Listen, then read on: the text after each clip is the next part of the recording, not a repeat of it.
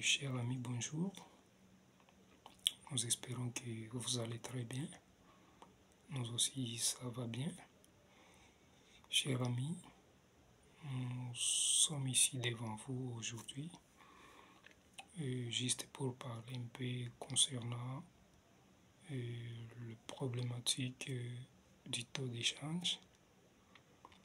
Nous espérons que notre connaissance à la matière va apporter un plus et éveiller un peu la conscience des uns comme des autres. Alors, chers amis, il n'y a pas longtemps,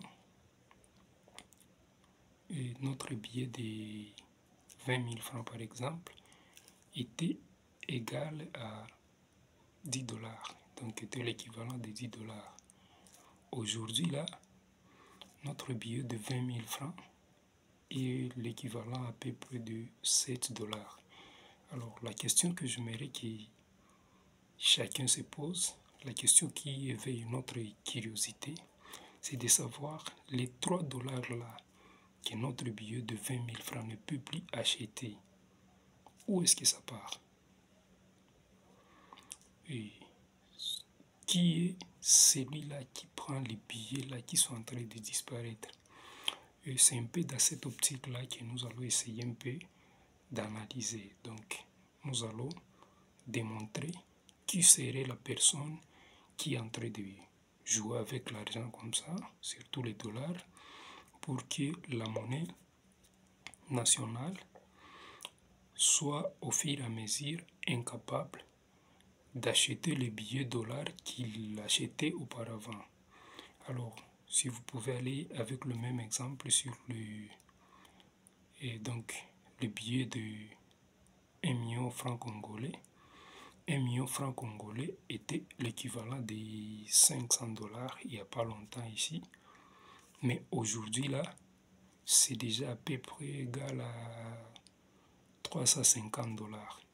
Et la question qu'il faut se poser, les 150 dollars autres que une couche de 1 million francs congolais achetés auparavant et qu'il ne peut plus acheter aujourd'hui. Cet argent-là, ça part où? Comment ça part? Et qui serait la personne derrière qui serait en train de manigasser un peu pour que cette quantité de billets dollars que les francs congolais achetaient auparavant ne soit plus achetable aujourd'hui par la même quantité de billets francs congolais. C'est un peu dans cette optique-là que nous allons essayer un peu d'aborder ce sujet. Alors,